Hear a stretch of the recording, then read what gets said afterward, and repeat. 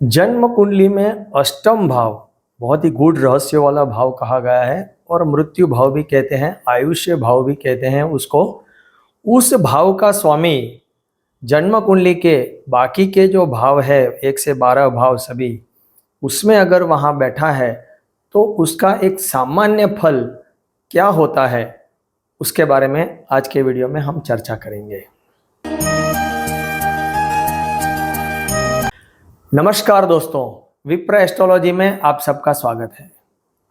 जैसा कि आप लोग जानते हैं, हम भावेश फलादेश पर भी हमारी एक वीडियो की सीरीज चल रही है। उसमें हम सप्तमेश तक पहुंच चुके हैं कि सप्तम भाव का स्वामी 12 भाव में बैठा हो कुंडली के तो उसका क्या एक सामान्य फल होता है। आज हम अष्टम भाव, कुंडली का जो 8वां भाव है, उसका स्वामी अष्टमेश कुंडली के 12 भाव में से किस भाव में बैठा है एक के बाद एक, तो उसका एक सामान्य जनरल फल क्या होता है, क्या पाराशर जी ने समझाया हुआ है, उसके बारे में हम जानेंगे। बहुत लंबा वीडियो नहीं होगा लेकिन जानकारी बहुत ही अच्छी रहेगी, आप इस वीडियो को पूरा देखें। जैसा कि आप सब लोग जानते हैं कि अष्टम भाव एक बहुत ही रहस्यमय भाव है, क्योंकि वहाँ से अव्यक्त शुरू होता है। प्रथम भाव से व्यक्त होता है यानी इंसान का जन्म होता है, और अष्टम भाव मृत्यु भाव, वहाँ से वापस शरीर छोड़ देता है। प्रथम भाव से शरीर प्राप्ति, अष्टम भाव से शरीर का छोड़ देना, यानी वो अदृश्य स्वरूप में चला जाता है। दृश्य से अदृश्य यानी व्यक्त से अव्यक्त। तो ये अष्टम भाव इसीलिए काफी रहस्यमय भाव भी कहा गया है। तो ये इस भाव का स्वामी 1 से 12 भाव में क्या फल देगा। तो जैसा कि आप लोग जानते हैं कि अष्टम भाव जो है वो कुंडली का सबसे मैलिफिक भाव है, यानी अशुभ भाव माना गया है। जो त्रिक भाव है 6, 8, 12, उनमें से एक है। इसको हम लोग, कई लोग एक छिद्र भाव भी बोलते हैं, खड्डा भी बोलते हैं गुजरात में। तो ये 6, 8, 12 में उसमें भी सबसे खराब जो है वो है अष्टम भाव। यहाँ से लंबी बीमारी को भी देखा जाता है और मृत्यु को या आयुष्य को, कितना आयुष्य है। तो अगर सबसे पहले ये अष्टमेश प्रथम भाव लग्न में आ गया, तो लग्न तो शरीर है, तो अष्टमेश जो शरीर भाव में आ गया तो शरीर सुख में थोड़ी बहुत कमी देखी जाएगी, यानी शारीरिक समस्याएं हमेशा उसको थोड़ी बहुत सताती रहेगी। उस इंसान की सोच भी थोड़ी नकारात्मकता रहेगी और वो देवताओं, भगवान, उन सब में श्रद्धा कम रखने वाला होगा या उनकी निंदा करने वाला भी हो सकता है। और शरीर पर बार बार कोई ना कोई चोट लगना या घाव के निशान ये भी देखे जाते हैं। अब अगर अष्टमेश दूसरे भाव में आ गया, दूसरा भाव धन भाव है, परिवार का है, तो परिवार के साथ उसकी अनबन रहेगी। परिवार में कलह पैदा कर सकता है ये इंसान। और जो ये जातक है उसको धन की भी समस्या रहेगी, धन में कमी देखी जाएगी। जातक अपने जो परिश्रम से मेहनत करने की जो इच्छा रहेगी वो नहीं रहेगी, और थोड़ा सा आलसी स्वभाव का रहेगा, यानी उसके बोल रहे हैं कि इसके बाहुबल में दम नहीं है, क्योंकि वो मेहनत ही नहीं करना चाहता है। आलसी प्रकार का नेचर उसका रहेगा।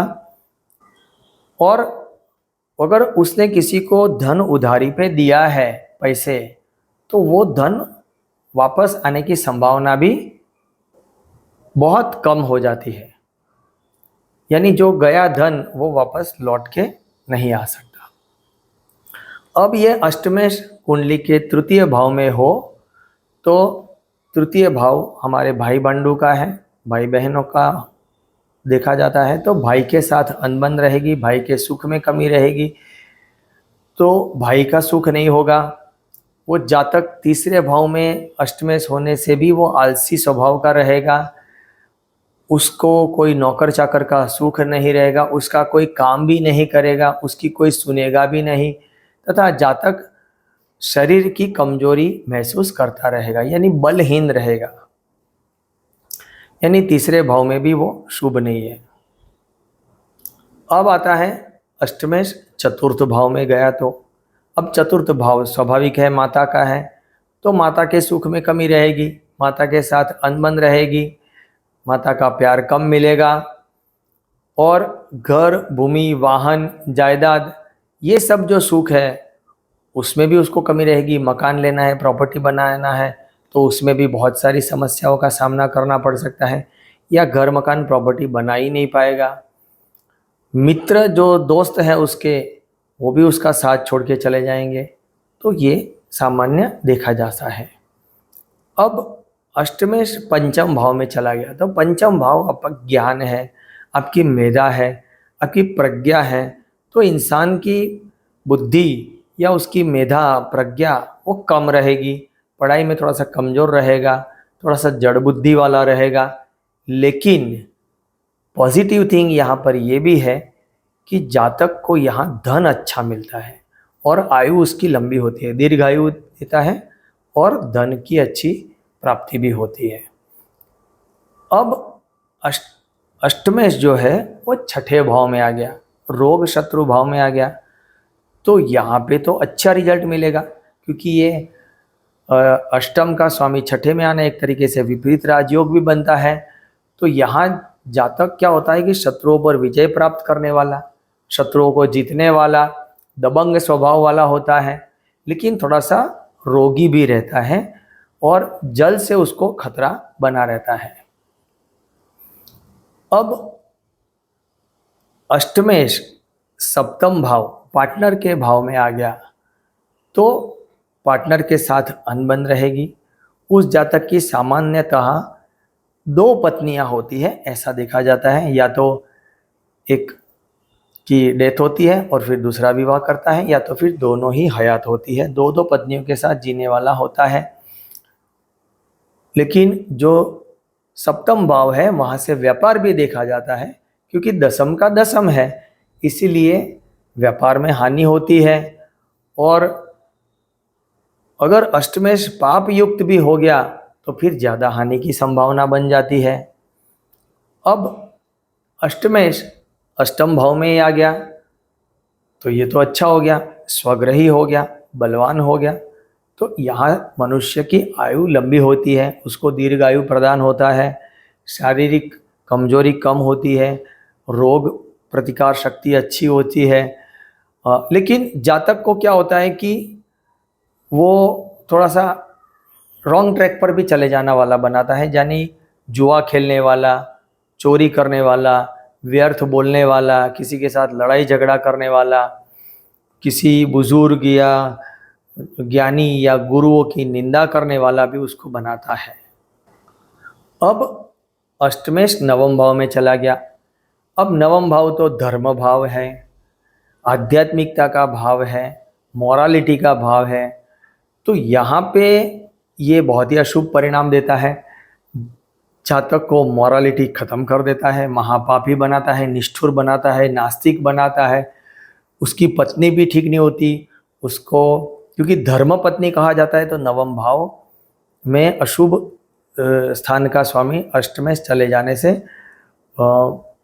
दुष्ट पत्नी भी उसको प्राप्त होती है, या पार्टनर होते हैं, दूसरों का धन हड़प लेने वाला बना देता है। तो यहाँ पे उस इंसान को अशुभ परिणाम, यानी उसको पूरा कैरेक्टर खराब कर देता है और उसकी समाज में भी कोई वैल्यू नहीं रहती। अब अष्टमेश दसम भाव में चला गया, तो दसम भाव हमारा कर्म का भाव है। हमें जो कर्म करते रहने हैं, तो वो उसको कर्म करने में रुचि कम होती है। वो चाहता है कि मैं काम कुछ नहीं करूं और बैठे बैठे मुझे पैसे मिले, यानी कार्य करने में उसकी रुचि कम रहती है। जॉब बदलता रहता है, जॉब में या कार्य में सेटिस्फेक्शन नहीं होता है और उसको असंतोष महसूस होता है। उसको कई बार पिता के सुख में भी कमी देखी जाती है। अष्टमेश दसम में जाने से जातक थोड़ा सा चुगलखोर स्वभाव का भी देखा गया है, लेकिन अगर शुभ प्रभाव की, शुभ ग्रह की दृष्टि भी हो, तो ये सब अशुभ फल की कमी भी देखी जाती है।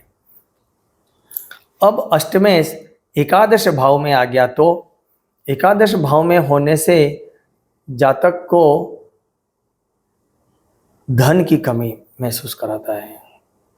धन की समस्या हमेशा बनी रहती है। जातक निर्धन होता है, पैसों के लिए मोहताज हो जाता है। लेकिन ये एक उम्र के बाद यानी बचपन में, जैसे ही एक जवानी का एक पड़ाव पार कर लेता है 25-30 की उम्र के बाद, उसको बहुत धन प्राप्त होता है, अच्छा धनी बनाता है, सुखी बनाता है और दीर्घ आयु भी प्रदान करता है। अब अष्टमेश द्वादश भाव में हो तो ये वापस जो है व्यय भाव जो है द्वादश, और ये एक तरीके का विपरीत राजयोग करता है। जातक को विदेश से भी लाभ प्राप्त करवाता है, लेकिन जातक की आयु को कम कर देता है, यानी उसकी आयु दीर्घायु नहीं रहती है। उसके साथ साथ ये भी चीज़ देखी गई है कि व्यय भाव में अष्टमेश जाने से उसके जो व्यय है, धन का व्यय है, वो जो कुछ भी व्यय कर रहा है वो शुभ जगह पैसा खर्च नहीं कर रहा है, कुकर्मों में, अशुभ कार्यों में, अशुभ कर्मों में उसका व्यय होता देखा गया है। लेकिन जब ये शुभ दृष्ट हो तो उसका फल थोड़ा कम होता है, और पाप युक्त या पाप दृष्टि हो तो फल और भी बुरे देखे जाते हैं। तो ये था एक अष्टमेश का सभी भावों में एक सामान्य फल। आने वाले वीडियो में हम नवमेश यानी भाग्येश का 12 भाव में फल के बारे में चर्चा करेंगे। तब तक मेरे साथ बन रहे हैं। चैनल को सब्सक्राइब करें, लाइक करें, शेयर करें। बहुत बहुत धन्यवाद। नमस्कार।